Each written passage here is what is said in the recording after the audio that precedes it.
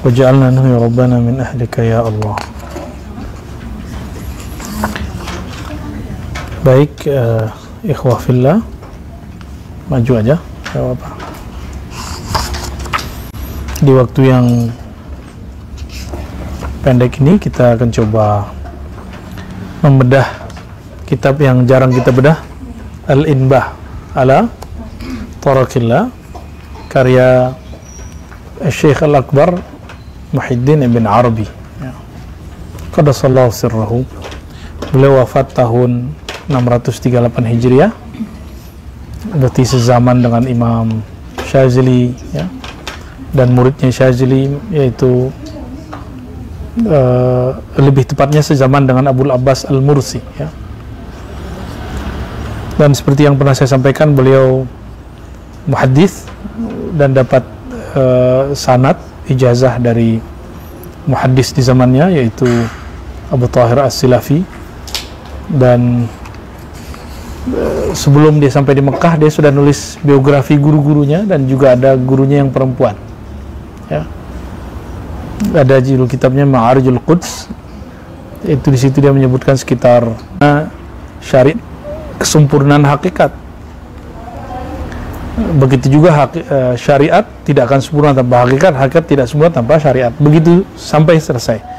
Jadi kita tidak akan membentur-benturkan syariat dan hakikat. Tapi kalau orang bertanya mana yang asal, mana yang fara', nah, Maulana Zarruq menyebutkan yang asal adalah hakikah, furu'nya adalah syariat, ya. Walaupun ada yang menolak, tolak aja beliau Maulana Zarruq. Kenapa kalau Imam Zarruq yang ngomong kita nggak ada yang tolak, tapi kalau Ar-Razi ngomong ada yang nolak? Kan nggak adil tuh. Walaupun kita nggak selevel mereka, tidak apa-apa, salah. Kan ilmu ini sama, ya. Itulah hijabnya orang-orang zaman ini. Hijabnya itu yang tertulis di kitab, ya. Ketika saya mengatakan kitab dari ilmu, apa kitab dari kolbu, kolbu dari kitab, itu semua ada di kitab. Saya ngomong begitu, cek ada kitabnya yang ngomong begitu. Tapi kalau dizohirkan saya ngomong begitu, ya. Saya ngomong begitu pun ternyata ada yang kemudian menyampaikan, betul di kitab ini saya ketemu, dapat hal-hal seperti itu, ketemu, ya. Jadi teman-teman semua, kalau orang sudah menghidupkan kolbunya, maka ilmu itu nanti akan sama. Ilmu terdahulu, sekarang, nanti, itu karena sumbernya sama. Paling yang berbeda ibaratnya, ya. Kita meminta kepada Allah, semoga Allah melindungi kita dari zallat, dari ketergelinciran, kesalahan, kekeliruan, ya, zahir dan batin. Amin ya rabbal alamin. Bismillahirrahmanirrahim. Kita masuk ke anwa'ul khawatir, ya. Qala al-khawatiru arba'atun, rabbaniyun wa nafsiyun wa malakiyun wa syaitani. Khawatir jamak dari khatirah, berarti lintasan yang masuk ke dalam kolbu secara cepat. Jadi syariah, ya. Sesuatu yang datang fujiat, ya, yang datang mendadak begitu saja, tiba-tiba ke dalam kolbu, dan dia syariah, jiddan, sangat cepat, ya. Saking cepatnya, sangat sulit untuk memahaminya secara utuh. Nah, yang mampu memahaminya hanya orang-orang yang ada ketenangan di dalam batinnya. Dan orang-orang itulah yang disebut ala bidzikrillah tatma'innul qulub. Nah, mereka ini yang kolbunya selalu dibentengi dengan lafaz la ilaha illallah, la ilaha illallah hisni, la ilaha itu adalah bentengku. Nah, kalau itu yang dia gunakan, maka tidak akan ada yang berani masuk ke dalam, kecuali itu yang punya nama itu Allah itu sendiri. Nah, orang-orang ini dialah nanti yang akan mampu menangkap apa khotir yang lewat itu. Nah, karena dia adalah seorang hamba yang hatinya berta'alluq, yang berkait dengan Allah Rabbul Alamin. Hamba itu disebut Abdun Rabbani, hamba yang Rabbani. Maka khatir yang dia tangkap disebut dia khatir Rabbani. Khatir Rabbani. Khatir Rabbani, khatir yang pasti dari Allah dan pasti hak. Bedanya Rasulullah itu maksum, wali mahfuz. Itu aja bedanya. Namun perbedaannya, selevel Nabi ketika mau umrah di tahun ke-6, ternyata ayatnya menyebutkan ada perintah haji umroh dan berhaji umroh di tahun itu. Ternyata kalimat insya Allahnya membuat penafsirannya berbeda. Nabi sudah sampai di Hudaybiyah, ternyata penerjemahan terhadap ayat itu Allah tidak izinkan pada saat itu benar. Jadi selevel Nabi juga menangkap dan menafsirkan khatir yang turun. Ayatnya sudah benar, tapi penerjemahannya di situ perlu ijtihad. Disinilah ikhtilaf antara ulama, Fakhruddin Ar-Razi, Imam Ghazali, Imam Al-Amidi, sebelumnya adalah Sahibul Warqat Al-Juwaini. Itu mereka ikhtilaf semua, ya, beberapa, ya. Ikhtilafnya mengenai imkaniyah. Apakah Nabi juga berijtihad? Kan wa ma yantiqu anil hawa. Wa ma yantiqu anil hawa. Coba, ada nggak hadis yang menyebutkan Nabi mengatakan innama ana basyarun? Itu beda loh dengan wa ma yantiqu anil hawa. Kalau yantiqu bukan dari hawa, karena yantiqu min tariqil wahyi. Gak ada hawa di situ. Min tariq al-khatir rabbani. Tapi kalau beliau mengatakan innama ana basyarun, baru di situ ada celah untuk ijtihad. Maka sahabat ketika hendak mencoba menyela Nabi, mereka konfirmasi dulu, ya Rasulullah, ini wahyu dari Allah atau bukan? Ketika Nabi mengatakan bukan, baru dia masuk. Nah, berarti seorang selevel sahabat mencoba mengkonfirmasi itu. Beda dengan Khawarij yang langsung mengatakan, bapaknya Khawarij, ya, i'dil ya Muhammad, ittaqillah ya Muhammad. Nah, itu dia nggak konfirmasi dulu sama Rasulullah. Seharusnya ditanya, wahai Rasulullah, pembagianmu ini dari wahyu atau bukan? Itu seharusnya, tapi dia kan nggak. Nah, ketika Nabi dapat khatir Rabbani, dia dapat khatir syaitani, maka syaitan tuh ngomong, ceramahin tuh Muhammad, masa yang begini aja nggak beres dia. Kul ittaqillah. Maka dia ngomong ke Nabi Muhammad, ittaqillah. Hadis Sahih Bukhari. Hati-hati itu. Kalimat-kalimat menceramah itu ternyata berbahaya. Maka kita ini bahaya, Bu, ya, karena kerjanya ceramahin orang, ya, ngajar orang tuh bahaya. Di sini kita minta supaya Allah jaga lisan, ya, dari zallat, insya Allah, ya. Nah, khatir Rabbani, ya. Rabbani berarti hamba yang kolbunya berkiblat kepada Rabb, kepada Allah Subhanahu wa ta'ala. Dan yang kedua, khatir nafsi. Khatir nafsi berarti lintasan yang sudah dibisikkan dan dipengaruhi oleh nafsiyah, ego. Ini yang terjadi kebanyakan pada orang berzikir, ya, bertawajjuh, berrabithah, atau dalam saat dia bertafakur, tadabbur, atau diistilahkan mu'alimi. Ini bahaya. Kalau ini masuk, bahaya. Itu sebabnya wajib bersyahadat sebelum zikir, bukan wajib secara hukum fikih, tapi wajib secara adab. Kemudian ta'awuz, berlindung kepada Allah Subhanahu wa ta'ala, ya. Nah, nafsi, ada malaki.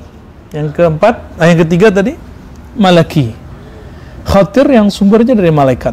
Nah, kalau saya naruh malaki ini di nomor 2. Cuma beliau naruh di nomor 2 nafsi, di nomor 3 malaki. Ini ada rahasianya, nanti kita coba lihat, ya. Yang keempat syaitani, ya, yaitu dari syaitan, ya. Fal khatir rabbani yu'tiqal asrar wal ulum wal ahwal.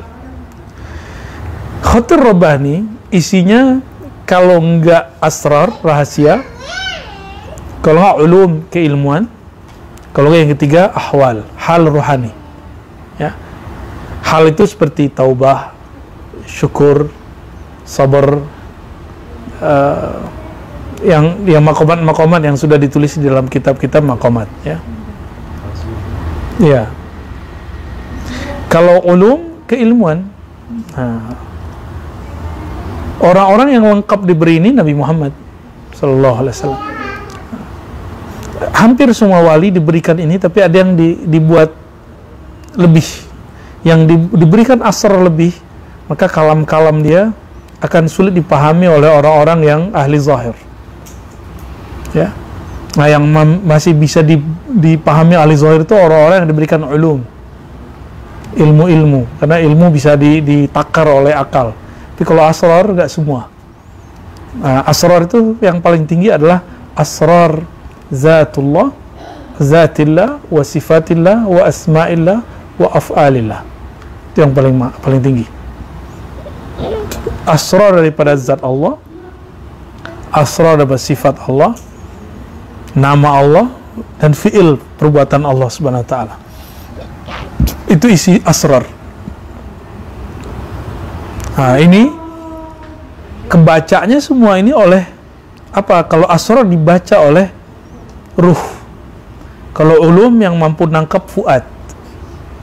Nah, kalau ahwal, nah itulah qalbu, karena qalbu itu yataqallabu, yatahawwal, ya, dia berubah-ubah. Jadi ketika khatir turun, siapa yang baca? Ruh, dan kalau ruh baca langsung kesimpan dalam sir. Nama objek yang ada di dalam sir itu namanya asrar. Itu. Nah, proses ruh itu menerima itu prosesnya kita sebut khawatir. Tapi itu buah daripada ruh dia memandang kepada Allah, musyahadah. Ya. Nah, kesimpan dalam sir asrar tadi, lalu jika yang kemudian diterjemahkan oleh fuad jadi ilmu, jika diterjemahkan oleh qalbu jadi ahwal maqamat. Jadi ahwal di sini boleh tambahkan wal maqamat, ya, wal maqamat.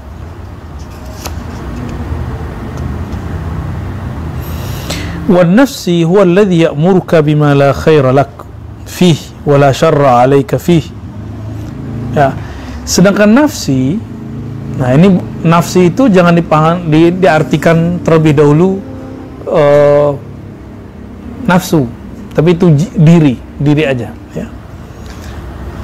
Kalau menurut Ibn Arabi, khatir nafsi yang dia nggak ada nilainya, nggak baik nggak buruk, la khaira fi wala syarra fi.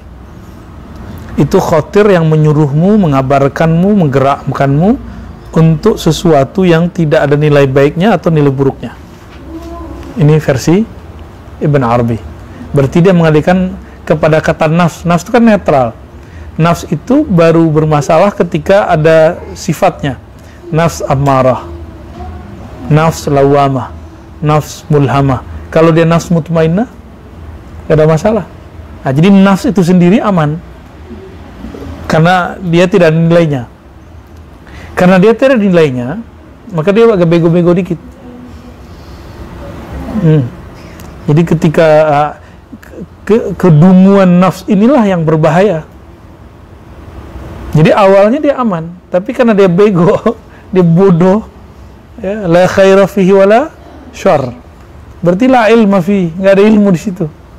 Ini yang jadi muskilah daripada nafs, ya. Nah, tapi jika nafsnya sudah terhubung dengan qalbu, baru namanya orang itu nafsnya punya hakikat, hakikatun nafs. Ya, minimal kalau dalam hierarki tingkatan nafs itu disebut nafs mutmainnah. Nah, di sini dikatakan fa inna bi haqiqatin nafsi jalbal manafi'i wa dafal madarri fil hal. Kapan nafs ini tidak jadi dungu? Jika sudah menemukan hakikat dirinya. Di saat itu barulah jalbal manafi'. Ya, hakikat dirinya dapat menjadi asbab menarik kebaikan, menolak keburukan. Dari sinilah muncul hukum adat, budi pekerti yang sesuai dengan semua tradisi. Jadi rata-rata hukum adat, tata krama yang ada di alam semesta itu dari nafs yang seperti ini. Ya. Tapi dia belum terkoneksi langsung dengan Allah. Baru dia membaca ke arah yang di dalamnya. Ya. Jadi disinilah kemudian kenapa kalau kita ketemu orang-orang kepercayaan, ketemu orang lintas agama, itu semuanya berbicara kebaikan, benar nggak? Itu hakikatun nafs semuanya. Jadi kalau mau pluralisme cuma bisa di sini, ya. Kalau mau jadi pluralis bisanya, kalau liberal nggak bisa. Pluralis sama liberal itu beda. Pluralis itu melihat kebersamaan dalam keragaman, kerukunan dalam keragaman, ya. Tapi saya tidak cenderung ke bagian ini, ya. Ini terlalu masih biasa, ya. Harus naik di khatir rabbani. Wa amal khatir syaitani, adapun khatir syaitani di sini dibalik sama dia. Tadi malaki dulu ya. Khatir malaki, fahuwa alladhi, ya malaki dulu. Fahuwa alladhi ya'muruka bima fihi sa'adatuka fid daril akhirah. Malaikat itu jika dia membisikkan sesuatu, itu adalah yang membuat kita bahagia di akhirat. Kata Nabi, subhanallah bihamdi syajaratun fil jannah. Satu subhanallah, satu pohon di surga. Maka rata-rata khatir-khatir malaikat itu isinya zikir. Zikir, sedekah, itu isinya. Ya, itu khatir malaki. Jadi kalau mau dikasih contoh misal amsilah min al-khatir al-malaki seperti al-amru bidzikr atau ilham bi sighatin jadidah fi salawat wal azkar. Ilham dengan sigat-sigat terbaru dalam salawat dan zikir. Sebenarnya tidak ada salawat yang baru. Sebenarnya sudah ada, cuma kita baru tahu. Ya. Contohnya Sidi Syekh Abdul Hasan Shazili, beliau dapat ilham untuk berzikir subhanallah ma la yamunnu ma yamunnu wa la yumannu alaih. Apa terjemahan Bu ya? Ma yamunnu wa la yumannu alaih. Yang maha memberi tapi dia tidak perlu diberi. Ya, Mannan, Al-Mannan. Ada subhanallah zil izzati wal jabarut, subhanallah zil kibriyai wal azama. Itu semua saya ketemu seorang wali, dia dapat ilham zikir itu, tapi dia nggak pernah baca kitab hadis yang menyebutkan zikir itu. Terus saya bilang, loh yai, itu ada di kitab Tabrani, kitab doa Tabrani disebutkan di zikir-zikir itu. Dia bilang, serius, beneran? Besok saya amalin. Jadi dia konfirmasi, ya, dia cuma konfirmasi. Karena ternyata ilham itu sendiri ketika turun dari malaikat, maka sedikit ada semacam bukan ragu, tapi hanya sebatas ingin mencari penguat. Ya, liyatma'inna qalbi, supaya kalbunya tenang. Itu terjadi. Ya, maka orang yang belajar kitab hadis dan mengerti bagaimana cara memahami hadis, mengerti ilmu fikih, itu dalilnya lebih kuat daripada orang yang dapat ilham malaikat. Kenapa? Karena kalau ilham malaikat, antum nggak mengerti yang ini, nanya mulu, itu gimana, bener nggak ada? Ya, harus dikonfirmasi, kalau nggak siapa tahu itu setan. Karena jika dia benar ada, pasti ada di kitab hadis atau di kitab-kitab ulama-ulama terdahulu yang dapat ilham yang sama. Pasti ada, nggak akan ada bid'ah. Maka nggak ada namanya zikir baru seperti yang dituduhkan oleh kelompok tertentu. Yang diamalkan para sufi itu semuanya sudah ada di langit, ya, sudah ada di kolbu Nabi, sudah ada di kolbu sahabat. Ya, maka selevel Sayyidina Ali, karamallahu wajhah, beliau membuat sigat zikir sendiri, sigat salawat sendiri. Imam Syafi'i juga buat sigat salawat sendiri yang masyhur, ada tambahan kullama dzakarahu dzakirun wa ghafala an dzikrihil ghafilan. Itu nggak ada sebelumnya Nabi, nggak ada, setelah Nabi nggak ada, baru muncul Imam Syafi'i. 204. Seandainya membuat sighat itu bid'ah, maka Imam Syafi'i, Sayyidina Ali, para sahabat-sahabat tabi'in, mereka awwalu man dakhalan nar. Gimana? Yang pertama masuk neraka. Bahaya nggak tuh? Bahaya. Jadi hati-hati membid'ahkan zikir kalau kita nggak ngerti. Ya.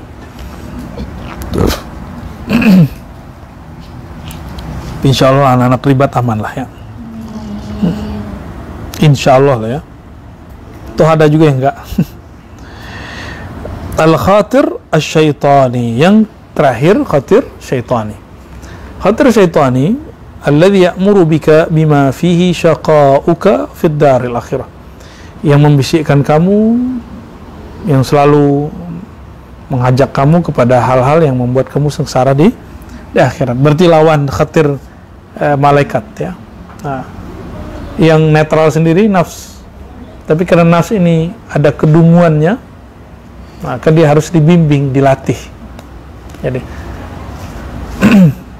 nah, jiwa itu kalau nggak dilatih dia akan sama ulaika kal an'am, dia sama dengan binatang. Balhum adall ya. Maka mesti ada semacam bimbingan untuk jiwa, puasakah, qiyamul lail kah ya, berguru kah, ya semacam latihan. Kita lanjut ke fasal berikut, al-murid al-haqiqi. Wa qala, ya, berkata Imam Ibn Arabi, wa la yakunu al-murid muridan hatta yakuna muradan. Tidaklah sempurna seorang murid itu disebut murid. Nah, apa arti murid? Dari kata arada yuridu iradatan. Orang yang berkehendak mengenal Allah Subhanahu wa ta'ala. Nah, seorang murid itu tidak sempurna disebut murid hatta yakuna muradan, sampai dia dikehendaki oleh Allah. Benar enggak? Jadi muridnya itu bi iradatillah. Jadi murad itu murid tapi bi iradatillah. Maka murid ini ada dua, ada murid bi iradatihi nafsihi, dengan kehendak dirinya, nafsunya. Ada yang bi iradatillah, zikir, kemudian berangan-angan pengen begini, pengen begitu, pengen koneksi ini, koneksi itu, pengen kasyaf ini, kasyaf itu nafs. Ya, itu iradah, itu murid. Kalau murad dia nggak begitu, ya. Jadi kalau boleh dibacakan, la yakmul al-murid hatta yakuna iradatuhu, hatta takuna iradatuhu billah. Tidak sempurna seorang murid sampai iradahnya lebur dalam iradah Allah. Itu kan lafaznya Imam Ibn Arabi, lafaz yang saya tadi itu. Tulis aja tuh. La yakmul al-murid hatta takuna iradatuhu billah,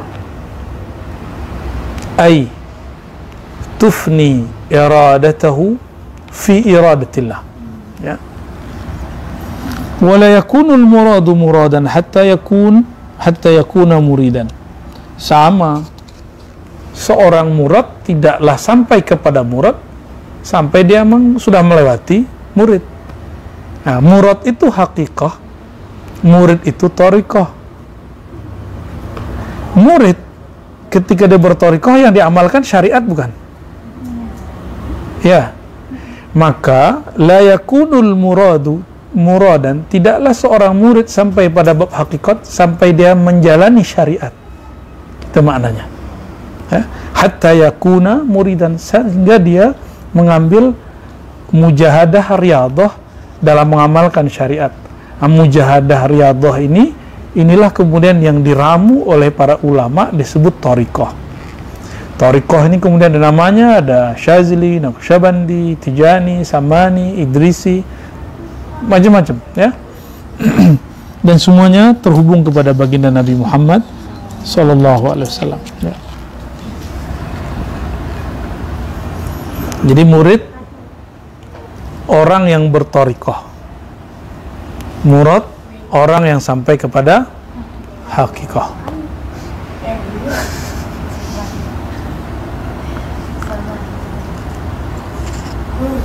Al-arif wal-alim bain al-i'tirad wa taslim. Wah, ini menarik nih Bu Yani.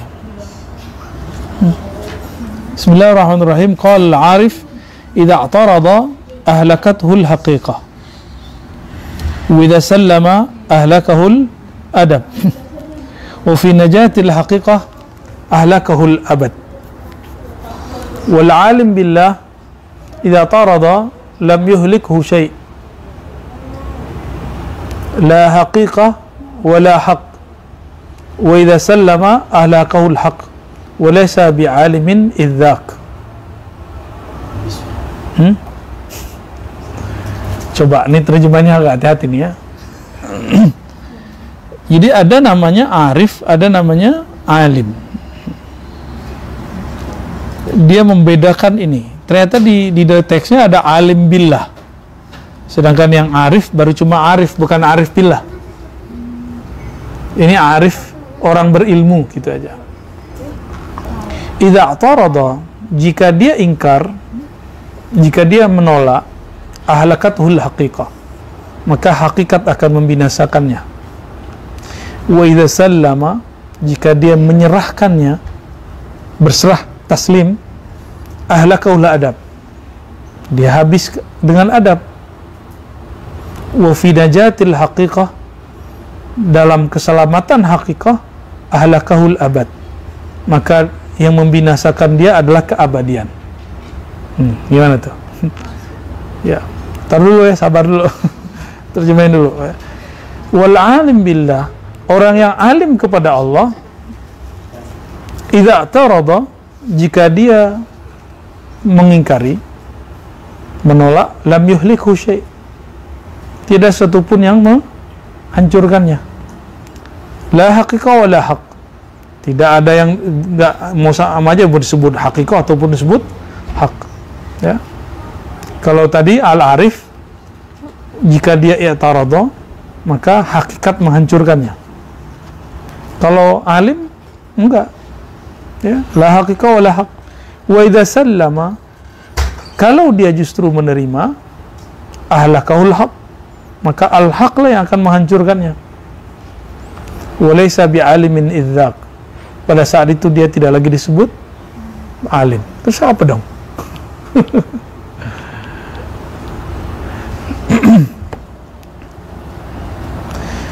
Jadi ada orang yang kalau dia menerima hakikat yang ada pada hakikat daripada khatir itu, dibalik, idza i'tarada, jika dia menolak, maka hakikat itu akan membinasakan dirinya, menghabiskan keilmuannya gitu. Tapi sebaliknya, jika dia menerima, nah, adab yang akan membinasakannya. Berarti dia selamat dari kehancuran yang disebutkan hakikat, karena dia menolak. Wa fi najatil haqiqah, di dalam keselamatan hakikat itu, ahlakahul abad, yang membinasakannya keabadian. Keabadian membinasakannya. Itu dia binasa nggak? Bako dia. Maka ada fana, ada bako. Wa fi najatil haqiqah, ini kata kuncinya. Orang yang ngaku alim billah, idza i'tarada, jika dia nolak, ini bukan arif billah ya, alim billah. Alim billah itu orang yang berdalil dalam memahami Allah dengan dalil-dalil, itu alim billah. Jika dia kemudian menolak, dia tidak akan dihancurkan sesuatu pun, baik hakikat ataupun hak. Wa idza sallama, jika dia kemudian sallama, berserah, ahlakahul haq, baru dia dihancurkan al-haq ya. Tapi pada saat itu dia nggak disebut alim ya, dia nggak disebut alim ya. Tinggal dulu nih, terpusing kalian ya. Ya. Ar-ruju' ila al-aql wal ihsas, tuh balik lagi ke akal ya. Wa idza lam yaqa fil qalbi syai' ya'qilu wa la yatawahham, fa idza raja'a sahibuhu ba'da dhalika ila aqlihi wa ihsasihi fa in lam yajid atharan fa tilka nawmatul qalb an kulli syai' wa idza wajada atharan fatilkal musyahadatu dzati allati lana fi hadhihi ad-dar. Idza lam yabqa fil qalbi syai' ya'qilu wa la yatawahham. Jika di kalbu itu tidak tersisa lagi sesuatu yang bisa diingat dan diterka-terka, ya. Fa idza raja'a sahibuhu ba'da dzalika ila aqlihi wa ihsasi, lalu dia kembali ke akalnya. Pas dia lihat ke kalbunya, nggak ada yang bisa diingat, nggak ada yang bisa dipikirkan. Terus dia kembali ke kalbunya dan ihsasnya. Ihsas itu akal materi, bukan akal rasio. Jadi dia berpikir dengan panca indera. Itu ihsas. Boleh disebut akal panca indera. Kalau yang kita pakai selama ini otak itu misalnya itu akal rasio.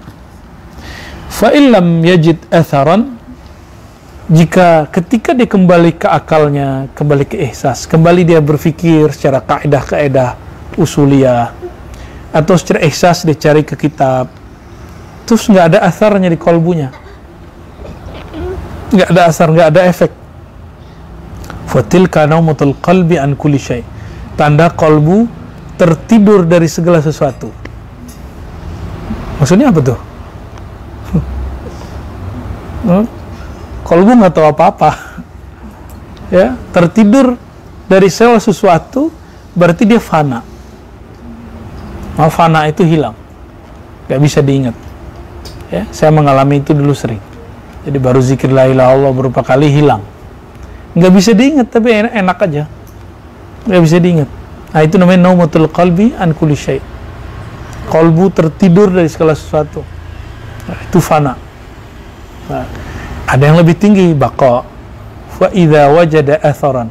Kalau ada rasa yang masih tersisa, makna yang bisa ditangkap, diingat, itulah musyahadah zatiyah.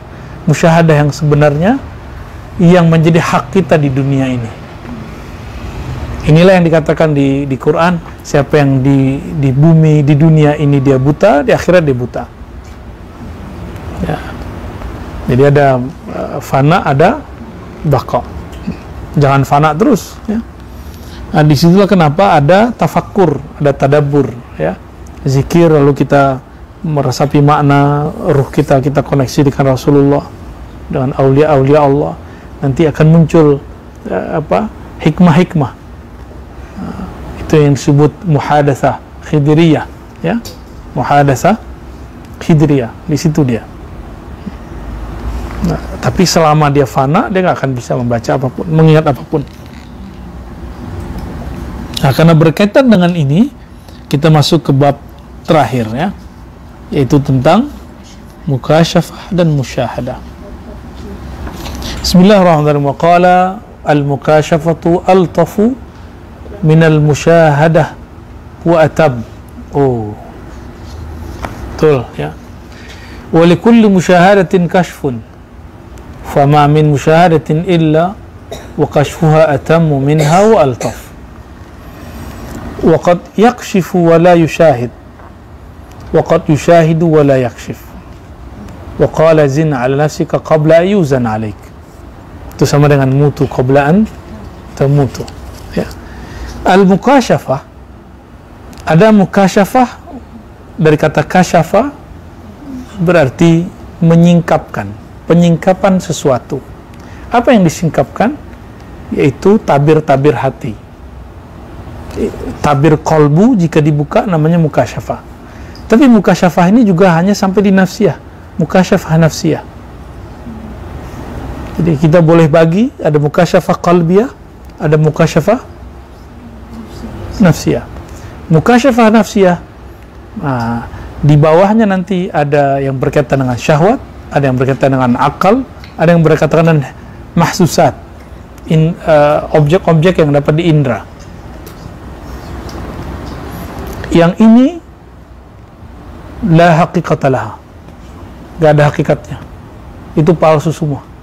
Di situ syaitan masuk. Disitulah kemudian banyak orang-orang terjebak di alam kebatinan. Ya, dia mengatakan itu sudah usul, itu belum usul. Dia mengatakan ketemu ruh ini, itu bukan ruh. Ya, dia merasa sudah naik ke langit, itu bukan langit tapi langit-langitan.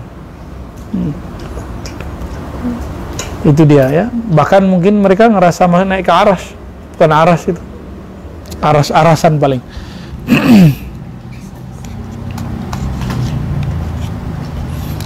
Lain dengan mukasyafah qalbiyah. Mukasyafah qalbiyah ini sudah hebat itu ya, sudah tinggi. Jadi dia mukasyafah yang tersingkap itu tabir yang ada di dalam kolbunya. Yang terlihat di nafs itu mirip dengan di kolbu tapi dia beda. Yang di kolbu itu imitasi, bayangan, tiruan. Ya, itu yang kita sebut halu. Jadi kapan orang itu halu? Jika dia melihatnya, mukasyafahnya dengan nafs. Dan itu nggak bisa antum tentuin sendiri, harus konsultasi kepada ahlinya. Ya, kecuali sudah ahli, bisa nentuin sendiri. Kalau nggak, terjadilah ada orang-orang yang kemudian aneh-aneh sendiri, merasa dirinya benar sendiri, merasa dirinya ahli marifat tiba-tiba, dan lain sebagainya. Al-mukasyafah altaf minal musyahadah. Oleh karena itu, mukasyafah itu dosisnya lebih rendah daripada musyahadah. Ya. Tapi versi beliau, bagi Imam Ibn Arabi, justru wa atam. Terkadang dia lebih sempurna. Karena dia pakai kolbu, sudah ada makna. Yang dimaksud dalam mukasyafah qalbiyah. Kalau hanya masuk ke dalam ruh, terbaca oleh ruh, dalam ruhani, belum bisa diterjemahkan oleh kolbu. Jadi atam di sini binisbah ila tahqiqil ma'ani. Berdasarkan pemaknaan maka dia lebih atam, lebih sempurna.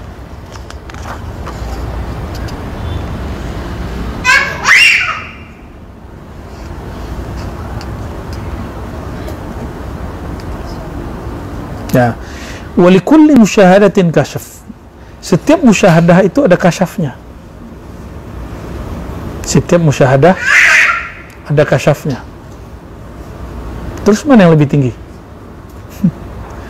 Musyahadah terdiri dari mukasyafah.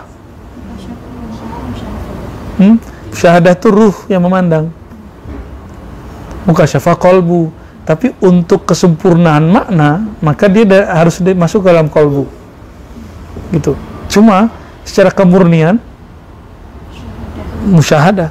Fama min musyahadatin illa wa kashfuha atammu minha wa altaf. Tidaklah ada musyahadah kecuali kasyafnya lebih sempurna, ya, dan lebih lembut.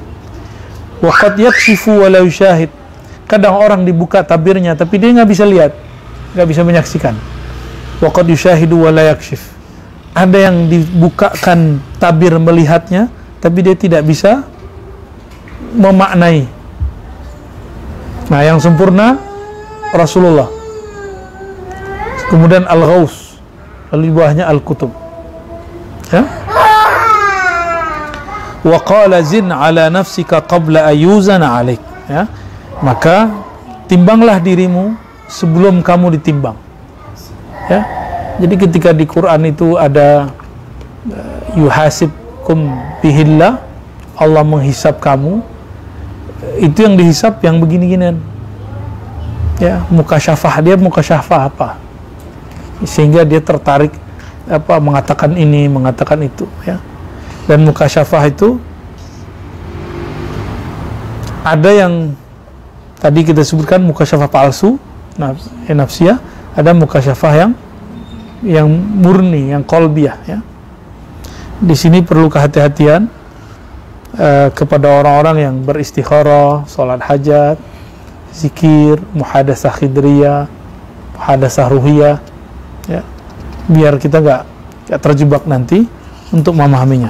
Oleh karena itu perlu melatih nafs supaya nafs ini tidak mengganggu kepada kolbu. Disitulah perlunya thariqah nafsiyah. Di situ perlunya menghatamkan tahlil la ilaha illallah. Di situ perlunya zikir ismul jalalah, ismul zat, Allah, Allah, Allah. Di situ perlunya banyak sholawat.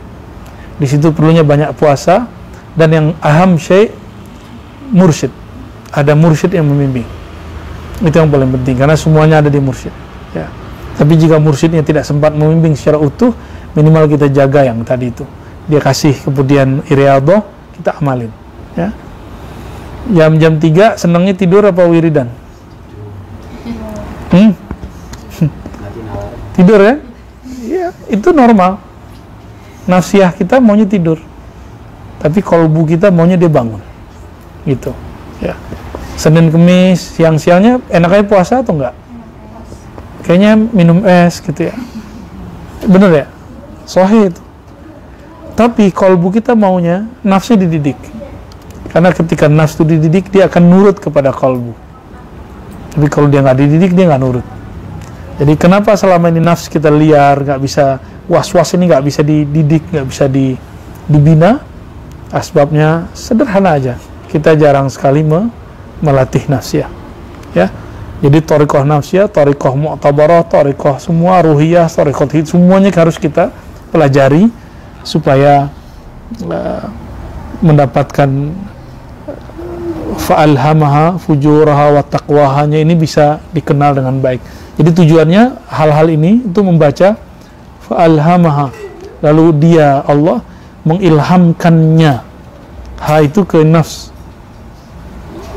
bukan Allah mengilhamkan kefujuran. Ini terjemahan siapa yang terjemahin itu? Ya, Allah mengilhamkan kefujuran, kekejian dan kebaikan, ketakwaan, itu salah terjemah. Fa'alhamaha, Allah mengilhamkan. Boleh juga diartikan Allah mengajarkan. Jadi alhamaha boleh diartikan allama, Allah mengajarkan ke dalam jiwa, ini loh sisi baik kamu, ini loh sisi buruk kamu. Bukan berarti Allah mengajarkan keburukan kepadanya dan kebaikan kepadanya, bukan ya. Ada yang menerjemahkan begitu, akhirnya ketika dia berbuat salah dia menyalahkan Allah. Nah, itu kesalahan besarnya. Nah, jika umur kita panjang, nanti ada pembahasan thariqah sebelum usul, ada thariqah setelah usul, itu beda. Jadi jangan disamakan, guru kita kok nggak ngamalin yang kita amalin, ya beda kan di guru. Ya, dia sudah usul, minimal dia usul fil asma.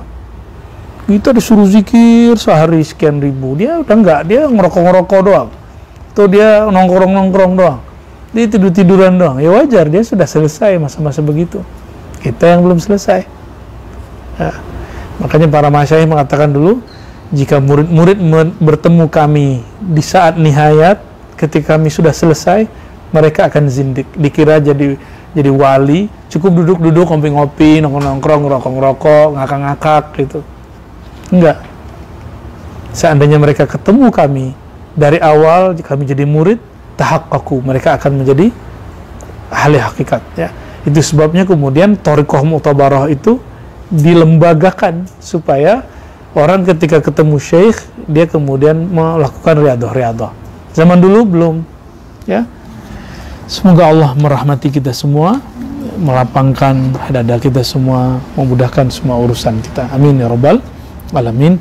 Barangkali itu kajian Al-Inbah untuk malam ini. Semoga Allah yulhimna wa yukashif lana wa yu'tilana al-musyahada wal mukashafah min hadratihi. Amin ya rabbal alamin. Bihaqqi sayyidina Muhammad. Al-Fatihah. Bismillah. Ya amin. Assalamualaikum warahmatullahi wabarakatuh.